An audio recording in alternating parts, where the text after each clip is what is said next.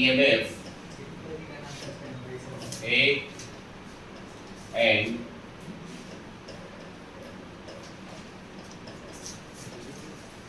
Terminal potential difference.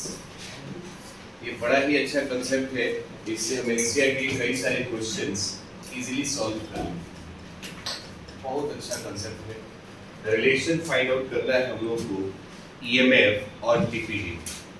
एक छोटा सा कंसेप्ट आपको पता ही होगा कि ईएमएफ और टीपीडी में एक चीज का फर्क है कि ईएमएफ के केस में आपका स्विच ओपन होता है और टीपीडी में स्विच आपका क्लोज होता है। सिमिलैरिटीज ये है कि दोनों में सेल के बीच का पोटेंशियल डिफरेंस ही है। क्लियर है? तो अब आइए एक चीज हम थोड़ा सा बना रहे हैं, चीजों को समझिएगा। जैसे मान लीजिए बाबू कि हम यहाँ पर एक सेल बना रहे हैं, दिखाई दे रहा है? यहाँ पर एक इंटरनल रेजिस्टेंस भी बन गई और यहाँ पर बाबू हम एक स्विच भी बना दे रहे हैं। क्या बना रहे हैं? अभी फिलहाल आप खुद देख के बताएं कि स्विच कैसा है? ओपन दिखाई दे रहा है। इस पॉइंट को हमने नाम देना है एक्सटर्नल रेजिस्टेंस। कोई दिक्कत नहीं। इस सेल का ये प्लस का ये माइनस और ये हमारा इंटरनल रेजिस्टेंस। बस ये सब समझ में आ रहा है ना? अब इसके इस पॉइंट से और इसके इस पॉइंट से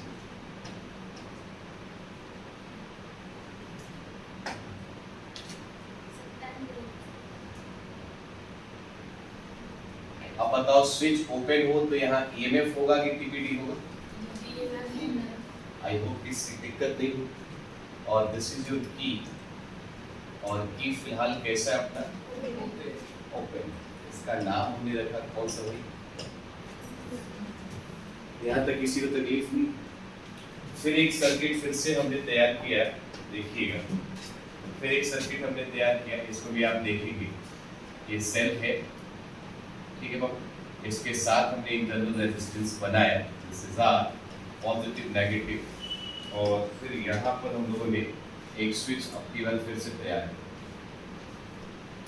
अब ये स्विच कैसा है बालक? क्लोज है कि ओपन है? आपके हिसाब से ईएमएफ या टीपीडी? ये एक्सटर्नल रेजिस्टेंस हो गया। अच्छा सर, कोई तो बोलो। अब यहाँ से और यहाँ से इनके बीच का जो पोटेंशियल डिफरेंस है गाइस, दिस इज व्हाट? ई। क्योंकि यहाँ पर जो अपना की जो है वो कैसा है? क्लोज। तो कहीं ना कहीं ये वाला चीज किसको रिप्रेजेंट करता है? टीपीडी को। और एक किसको रिप्रेजेंट करता है? ईएमएफ। पहले बताएं क्या दोनों फिगर आपके दिमाग में सेट करके? किसी को तकलीफ नहीं। अब एक बात पते कि हम बताएं, आपको जान के खुशी होगी कि हम आपसे कहें कि फ्रॉम फिगर, आपको पता है कि V का बेसिक फार्मूला हम लोग कितना जानते हैं? ओम्स के लॉ से ये जानते थे? बोलो बच्चियां। तो बताओ तब I इज इक्वल टू कितना हो जाएगा वहां से? अरे यदि V is equal to IR तो I इज इक्वल टू कितना? V का मतलब पोटेंशियल डिफरेंस। लेकिन यहाँ पर V की जगह पर क्या होगा बाबू? E। तो क्या हम आपसे कहें कि क्या आप I is equal to E by में R लिखोगे? What is R? Not external, not internal, but total resistance in the given combination. इस कॉम्बिनेशन में आप देखो एक इंटरनल और एक कौन सा है? दोनों सीरीज में है या पैरेलल में? दोनों सीरीज है। निकला होता तब द पैरेलल। तो टोटल रेजिस्टेंस कितना हो जाएगा? बोलो अच्छा। टोटल रेजिस्टेंस R प्लस क्या हो जाएगा? भाई साहब इतना इंपॉर्टेंट फार्मूला हम बता रहे हैं, एकदम करेजा में सटा लीजिएगा इसको, गारंटी। अब यहाँ से एक पैटर्न हम आपको बता रहे हैं, एक चीज समझिएगा। हम आपसे एक सवाल पूछे, कोई गाड़ी किसी रोड पर बड़ी स्मूथ और बड़ी फास्ट चल रही है, इसका मतलब ब्रेकर वहाँ है क्या? वहाँ ब्रेकर है क्या? नहीं है ना। सिमिलरली हम आपसे एक सवाल पूछें कि आप हमें बताएं कि किसी सर्किट में करंट बहुत ज्यादा है, इसका मतलब कि रेजिस्टेंस का वैल्यू कितना होगा? अरे भाई करंट के लिए ब्रेकर तो रेजिस्टेंस हुआ ना, तो रेजिस्टेंस कितना होगा? बहुत बढ़िया क्वेश्चन है, आप अपने पेपर में बिल्कुल याद रखिएगा। क्वेश्चन ऐसे दिया है, फॉर मैक्सिमम करंट, कौन सा करंट बाबू? Maximum current.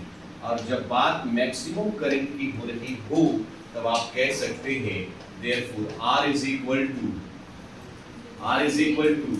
बाबू आपको क्लियर कट हम बता दें कि ये वाला टर्म जो है इतना इम्पोर्टेंट है कि आप यदि नीट और जे के बच्चे हैं तो भी याद रखिएगा कि ये क्वेश्चन असर्शन रीजनिंग आता है। क्या है बाबू? आता है। इसका मतलब हो गया आई मैक्स की बात जब हम करें, जब भी करें तो रेजिस्टेंस कितना हो जाएगा? बोलो 0। तो हम यहां से कहें कि देयरफॉर यूजिंग इक्वेशन कौन सा? फर्स्ट आई नहीं रहा, आई क्या बन गया बाबू? मैक्सिमम। और ई वाई में आर कितना हो गया और प्लस में कितना हो? आर। तो यहाँ से आप कहोगे कि सर तब आई मैक्स का रिजल्ट कितना हो जाएगा? तो you can see E by में क्या? किसी को तकलीफ है तो बता दो। और जानते हैं यदि ये वाली बात आपको समझ में आ गई तो यहाँ से आप एनसीईआरटी का ध्यान से समझिएगा, एनसीईआरटी का पेज नंबर 126 पर एक्सरसाइज का एक क्वेश्चन सॉल्व कर सकते हैं। 126 पर एक्सरसाइज का एक क्वेश्चन कर सकते हैं और वो क्वेश्चन है, याद रखिएगा 3.1। 3 कौन सा? 1। एकदम लाइफ में ध्यान से इस बात को समझ लीजिएगा। खाली 20 पॉइंट से इसके इस पॉइंट से आई मैक्स का वैल्यू कितना हो जाएगा? आपको ये कटेगा नहीं नजी, ऊपर जाएगा क्या? ये नहीं जा सकता।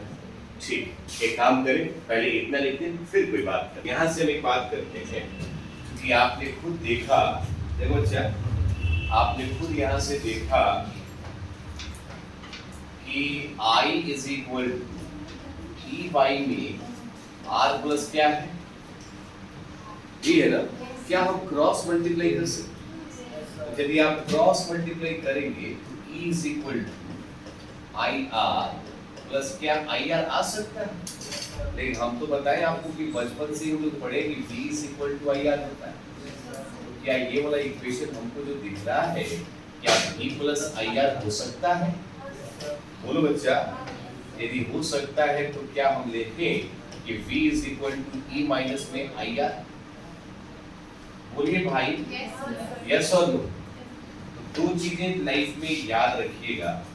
कौन सी बात? कि ये वाला खड़ा कीजिए, आराम से देखिए। अब बताओ ई में से कोई चीज घट रहा है कि जुड़ रहा है? घट रहा है। तो ई में से कोई चीज जब घट जा रहा है तब वो जो रिजल्ट आएगा वो रिजल्ट किसके बराबर होगा? इसका मतलब अकेले ई और बी का सामना हो जाए तो विच इज मोर? ई। इसलिए you can say E is greater than B। भाई साहब एकदम इसे लपेट लीजिएगा बढ़िया से, आएगा भी। अब किसके लिए अभी कुछ नहीं करना, अभी आपको कहना है कि E भी से ज्यादा है, E भी से ज्यादा है। सवाल ये कि सर इस फॉर्मूले को कब कब हम यूज करेंगे? तो जब आपके न्यूमेरिकल में, ध्यान दीजिएगा, जब आपके न्यूमेरिकल में लिखा रहेगा डिस्चार्ज, क्या लिखा रहेगा? तो आप यूज करेंगे। और नहीं तो लिखेगा कि करंट का फ्लो हो रहा हो फ्रॉम नेगेटिव से, ऐसा लिखा रहेगा तभी इस फॉर्मूले को आपको क्या करना है? यूज करना, अदरवाइज यूज नहीं करना। फिर एक बात पते की ये भी आ गई कि ठीक है सर, यदि इस माइनस की जगह पे, इस माइनस की जगह पे यदि हम प्लस लिखते तो V इज इक्वल टू कितना हो जाएगा? E प्लस में कौन सा?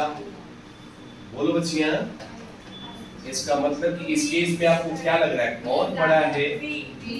हाँ, क्योंकि E में तो कुछ जुड़ रहा है ना, इसीलिए आप कह सकते हैं कि V इज ग्रेटर देन।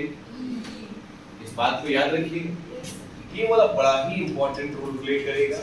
ये आपके असर्शन एंड रीजन में ये सवाल पूछा जाता है, ठीक बात। और भी है E से बड़ा, ये भी क्वेश्चन आपके पेपर में रिपीटेड है। लेकिन आपको बता दें कि ये वाला फॉर्मूला हम कब कब यूज करेंगे? तो ये फॉर्मूला तब यूज करिएगा जब आपके क्वेश्चन में ये वाला शब्द ना लिखा हो, पॉइंट बी नोटेड, मैंने यहाँ पर कहीं भी ना लिखा हो कि डिस्चार्ज ना लिखा हो, डिस्चार्ज ना लिखा हो, तो आप किसका फॉर्मूला यूज करेंगे? ना तो क्या लिखा हो? चार्ज। क्योंकि कई दफा पेपर में न्यूमेरिकल में चार्ज नहीं लिखा रहता है, तो ये समझ लेना होता है कि ये क्या है। ये किसी डिजिट के लेफ्ट साइड में कोई साइन नहीं दिया होता है, लेकिन फिर भी हम प्लस समझते हैं। ऐसे ही यदि कहीं डिस्चार्ज नहीं लिखा है तो क्या समझेंगे? चार्ज। और ऐसी बात हो तो उसमें लिखिए करंट कहाँ से फ्लो करेगा? फ्रॉम पॉजिटिव टू, नहीं चमका। यदि इस बात को आप यदि समझ जाते हो तो ये वाला जो कंसेप्ट है ना बाबू, एनसीईआरटी का पेज नंबर 116 पे, सॉरी 127 है ना अभी तो 127 एक्सरसाइज का 3.2 आराम से बनवा दे। बोलो बच्चा, अभी कुछ बिगड़ा नहीं है, इधर उधर ताक झांक ना कृपया देख। यहाँ तक हो गया। यहाँ तक जानने के बाद लोगों को रहा नहीं क्या, उन्होंने कहा कि अच्छा मान लीजिए कि सर्किट ओपन हो, और कौन सा सर्किट और ओपन सर्किट होगा तो करंट का वैल्यू कितना होगा?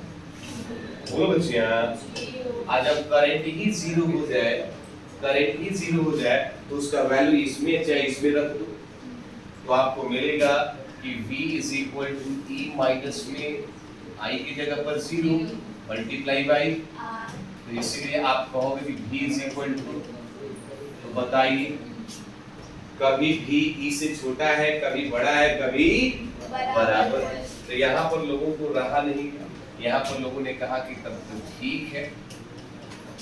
अब जिस इंटरनल रेजिस्टेंस की बात कर रहे हो हे बच्चियां, टू डिटरमाइन कौन सा रेजिस्टेंस? Internal resistance. हमें किसका वैल्यू निकालना है? इंटरनल रेजिस्टेंस का वैल्यू यदि इवैल्यूएट करना है, निकालना है कि कैसे निकलेगा, उसको जानने के लिए थोड़ा सा समझिए इंटरनल रेजिस्टेंस कैसे निकालें। सीधा सा सवाल है भाई साहब कि हम ऐसा जानते हैं कि I का फॉर्मूला E बाई में कितना होता है? R प्लस I का फॉर्मूला कितना होता है? अरे E बाई में R नहीं होता है, हेलो जागी रहो। तो इसीलिए I की जगह पर क्या लिखेंगे? और इज इक्वल टू में E बाई में R प्लस में कौन सा कर दो जी, क्रॉस मल्टीप्लाई, तो ER is equal to VR plus में VR लिख सकते हैं। क्योंकि हमको स्मॉल r चाहिए तो हम यहाँ कहेंगे कि VR is equal two plus रहेगा तो क्या हो जाएगा? सीधा हो जाएगा, माइनस हो जाएगा। बाप रे बाप, 13% जी। तो VR is equal to R LCM ले लेंगे तो E माइनस में क्या बन जाएगा? बोलो बच्चियां, तो यहाँ से हम R की बात करें तो E by V minus V by V, I into में कितना बाबू है? बोलो बच्चा, अब क्या से क्या कट किया बता दो? V से V, तो यहीं से एक चीज बता दे, इसको ऊपर लिख दो देखकर।